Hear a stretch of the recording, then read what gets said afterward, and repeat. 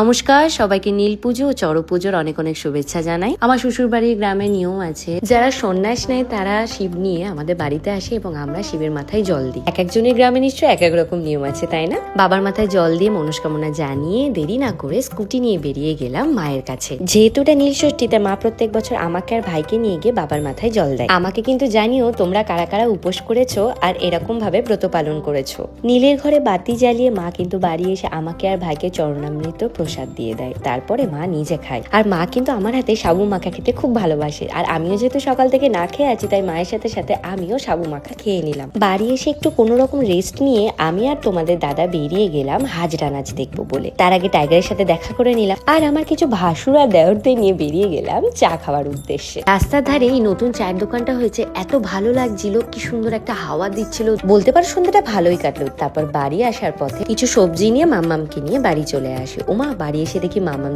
আমাদের সবার জন্য পয়লা বৈশাখে জামা নিয়ে এসেছে। তারপর জানতে পারলাম হাজরা নাচ শুরু হয়ে গিয়েছে। ব্যাস গেলাম, মেলা ঘুরলাম, ফুচকা খেলাম, হাজরা নাচ দেখলাম, বেশ আনন্দ করলাম। আর মেলায় গেলে একটা জিনিস আমি খাবই, সেটা হচ্ছে আমার ফেভারিট পপকর্ন। আর বাংলার নববর্ষ বলে কথা, আমার ঠাকুরের আসনটাও বদলে দিলাম। সবাইকে নববর্ষের অনেক অনেক শুভেচ্ছা। দেখা হচ্ছে নেক্সট ব্লগে। বাই।